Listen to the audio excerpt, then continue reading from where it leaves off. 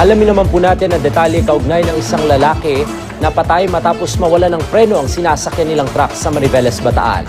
Naroon po mismo si Jiggy Manicad. Jiggy. Maraming salamat, Steve. Narito po News TV Quick Response Team sa Mariveles, Bataan, kung saan isang truck nga po ang nawalan ng preno dahilan upang bumangga ito sa isang nakaparadang tricycle bago bumangga naman sa isang bahay. Dahil dyan ay nasa 50 ang sugatan habang nasawi naman ang driver ng mismong truck o ang isa sa mga sakay ng truck na ito na nakilalang si Russell Agustin. Lumalabas sa inisyal na investigasyon na nawalan umano ng preno ang truck na naaksidente dito sa Mariveles. Ayon kay PO1 Jobert de la Cruz, desk officer ng Mariveles PNP, nagdire-diretso ang truck, bumangga sa isang tricycle bago tumama sa isang bahay. Patay ang isa sa mga sakay na nakilalang si Russell Agustin, sakay po ng truck. Critical naman ang driver na si Rodolfo Buenaobra.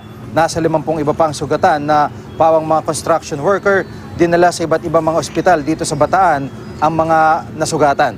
Sa puntong ito kasama po natin si Superintendent Chris Conde, ang hepe ng Mariveles PNP. Kaugnay pa rin ang update dito sa nangyaring aksidente. Superintendent, magandang hapon po sa inyo.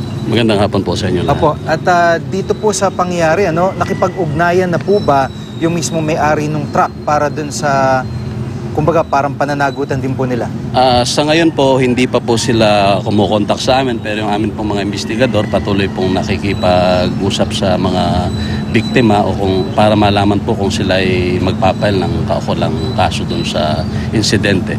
Kasi ang ano po namin dyan is reckless imprudence resulting in homicide, multiple physical injuries and damage to property. Opo, at yun yung driver mismo, syempre siya... Sa ngayon po, may hindi pa po namin siya pinupuntahan dahil critical din po yung kanyang kalagayan. Opo, pero doon sa 50 nasugatan, kumusta ho yung mga injuries nasa ospital pa po sila at inaalam pa po namin kung kailan sila makakalabas ng ospital dahil medyo marami po ang nasugatan, 45 po ang nasugatan at isa nga po doon yung namatay. At dito sa pangyayari, ang initial ay nawalan ng preno, ano po ang may follow po ba nangyari sa investigasyon sa parting yun?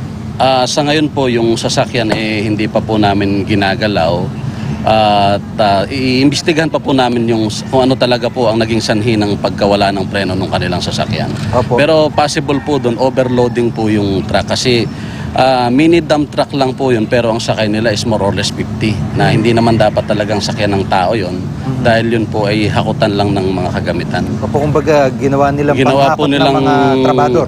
Panghakot ng trabahador kasi medyo puno po talaga at hindi normal na dapat sakyan ng mga tao yun. Yung truck, yung construction firm, dito lang po nakabase sa Mariveles? Opo. According po dun sa aming pagtatanong, ang may-ari po nung truck ay si Engineer Rio Banyas na taga Balanga. Opo, sa ngayon hindi pa nakikipag-ugnayan. Hindi pa po nakikipag-ugnayan sa amin. Pero plano nyo nakausapin din siya o imbestigahan? Opo. Tatanungin po namin kung ano po ang plano niya tungkol dun sa mga nasugatan. Ngayon, ganun din po yung mga biktima kung ano po yung plano nila dun sa kanilang kasi worker po yan nung si Engineer Rio Banyas Kanila employer. Employer po nila. So, makikipag-ugnayan po kami at gagawin po namin ang lahat ng aming magagawa para po may ayos po itong nangyaring ito. Maraming salamat po sa pagkakataon, Hepe. Si Superintendent Chris Conde, ang hepe po ng Mariveles PNP.